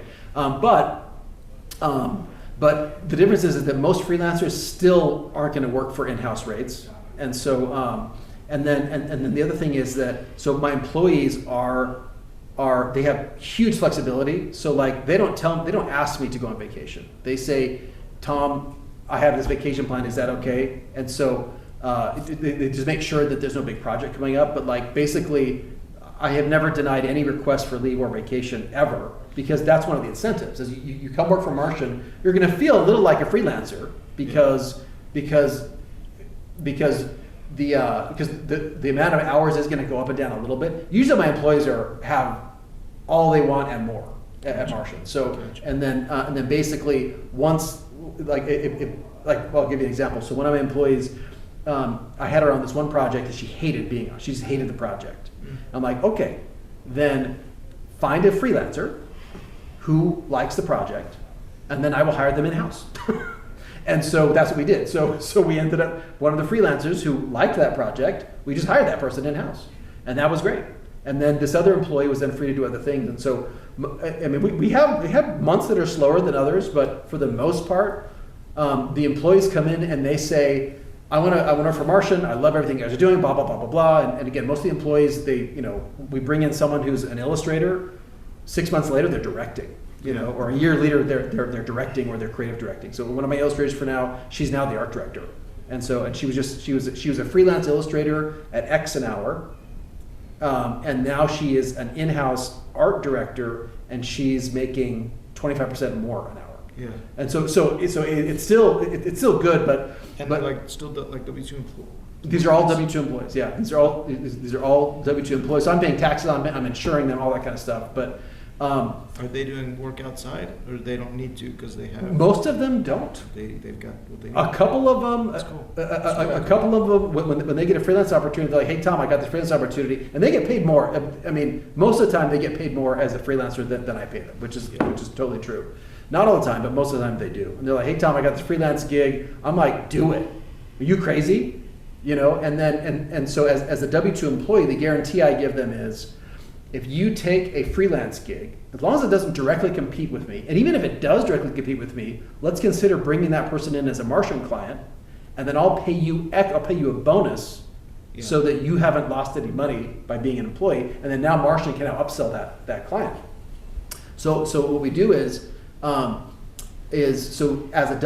advantage you get from working for me as a W-2 versus a freelancer is, as a W-2 employee, if you get a big freelance gig that's so cool, you're going to go direct your feature or whatever, okay? I'm like, good, get out of here, do that. Go spend a month, 2 months, go spend 6 months doing that. And if Martian is still in business when that's over, you will have a job. You're still an employee of the company. Yeah. In addition, the employees, if they bring work to the company, so this one girl, so anyway, they get a huge referral bonus as they bring stuff to the company. And so any client they bring to the company, for the next year, they get 15% on that client. Yeah. And so of our in-house services. And so this one employee brought this client to the company. and whether they work on the project or not, like it could be any client, and they don't even work on the project. She got tens of thousands of dollars in her referral bonus just for bringing this client to the company. Yeah. And she also ended up working on that project, which was great because she was wonderful for that. So she got paid to work paid for the job at a huge, and for the next year she will get a bonus on the client even if she doesn't do anything for it. In fact, she just got a bonus check for motion design work for that client that she has nothing to do with. So anyway, so no, but if you're a freelancer, it's great, and we have wonderful freelancers, and we do hire them. But what if they're not available and I need them tomorrow? Like half the calls I get are like, "Can you do this tomorrow?" The freelancer's just not available for that. Yeah. You know, and it's tricky because okay, what's your rate as a freelancer? I'm like, okay. They're like, oh, it's this. I'm like, dude, that's what I charge the client. You know, and I'm so sorry, and sometimes I do it anyway because I'm like, I want the work anyway, and I'll do it. And so Yeah. So it is a mystical art form of figuring out what to pay people to keep them happy in house. And so far, I think everybody's pretty happy in house, you know. But you never know. But Did you say how many employees you? right now, it's about 15 in-house W-2s. Is that right? Yeah. With, I had a question. With working remotely, do you have a file sharing program that you can? Yeah. So we use Box like crazy. So What is it? So Box. So we Just have the big- BOX? Yeah, Box.com. So I pay the big corporate. You know, it's expensive. So it's expensive. So, but yeah. So we have terabytes and terabytes on Box, and everybody's hooked up to it, and then I back it up locally, and so we have local backups so the clients feel control and everything like that. But yeah, so basically everybody's hooked up to that, and then all the projects have their file folder, and then the way we disseminate the work is every project has we don't have managers at Martian Studios. I was a manager for a long time, and it's helpful, but unless you're selling widgets making gobs of money, it's very difficult to just pay for people who you can't bill for, because I can't bill for managers. And so every project has a producer, and then we train even our low-level people to produce, and that means they own all of the deadlines associated with that project. And then that project is populated on Monday.com as the management software. Yeah. And then all of them work through Monday to check off their stuff. And it's great. And basically, I tell them, especially the people who are really, I mean, everybody's engaged, but the people who are extra engaged at Martian, I tell them, your job is to get me to not do that job anymore. Your job is to make me obsolete so that I can then go get more work. And also, get us to do a cool project. Like everyone wants cool projects, you know. Yeah. And so, and they do that. I mean, it's like so wonderful. Like it's Apple. so relieving. What's that? Move over, Apple. No. So we have such a long way to go, and we really do need more bread and butter clients, you know. So please, you know, we will serve you well, you know, and Delicious bread and butter clients. even annoying bread and butter. We'll take annoying because again, that As long as they're fully profitable. So all of us are in the attention Yeah. business. Yep. We're in That's the right. business of attention. Now, in addition to that, we also ought to be, as much as we can per project and the content of it and such, we also ought to be in the meaningful Yep. business. Exactly. The business of attention is just getting eyeballs, but meaning is the depth behind all of that. Yep. So, I mean, this is a great overview. You have dreams and hopes and plans and ideas and things you would want to do if you had all the money and time in the world. You've addressed that. That's really good. Is there anything else that anyone here could be of help to you on? Yes, for sure. So number one, we really do need. The company needs more work. You know, so just work that we can do for you or your friends or your clients or whatever. We also white label stuff. So it's like if Garrett, you have a client that wants some kind of commercial with a cool cartoon animation, you're very welcome to tell them I can do that, and Martian will just totally white label that for you. And so we do that for a lot of stuff. So and we, again, because my goal isn't to make Martian Studios the corporate video production company. It's to make high value content, right? And so we don't care about any of that kind of stuff.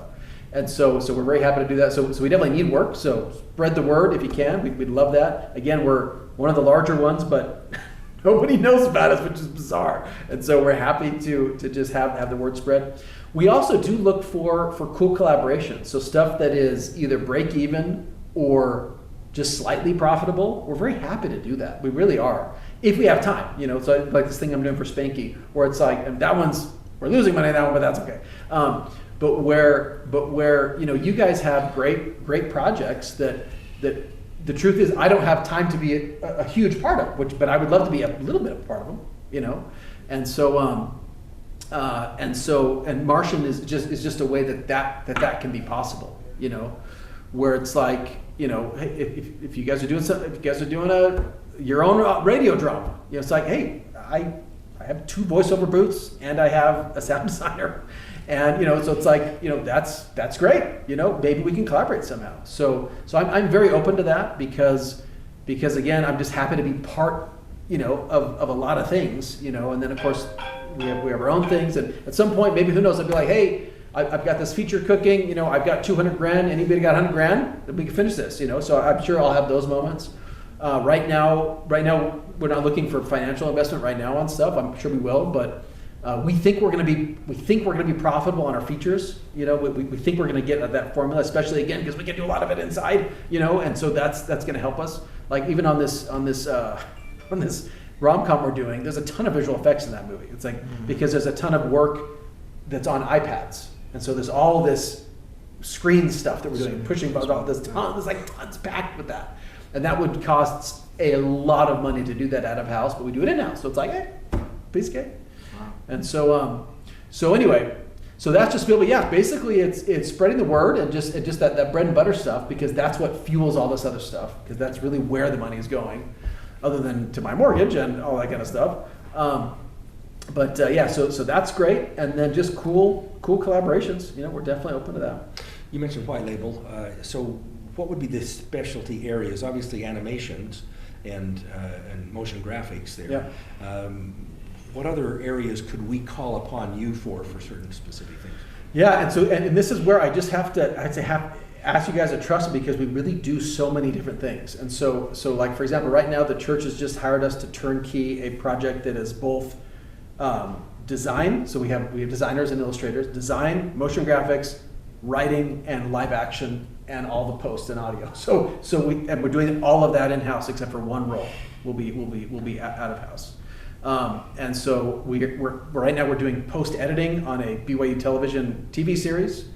Right now we're doing an in-house cartoon series that we're doing in-house.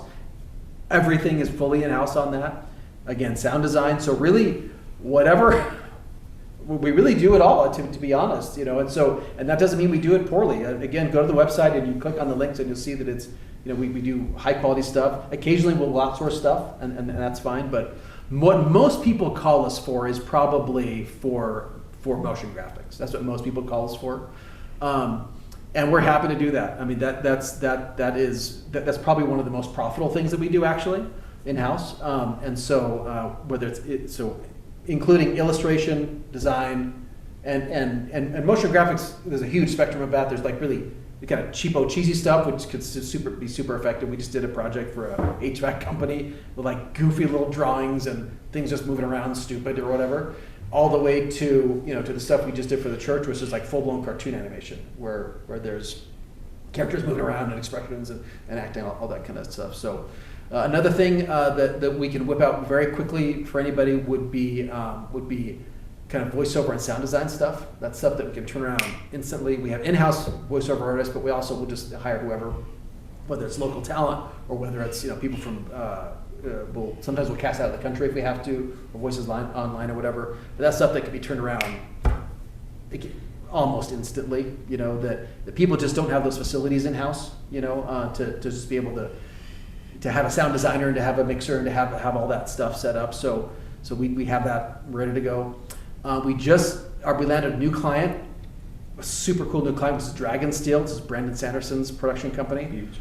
And so we just landed that client, and that is a huge thing. It's huge. What is that? Brandon's Dragon Steel. Brandon Sanderson, Dragon Steel. So Dragon Steel. Yeah, and so Brandon Sanderson is one of the, if not the biggest fantasy author right now. Local. And so and right now we're just doing work on his event, but we're really hoping that's going to turn into other things. And that's when we're doing. Is that 3D animation?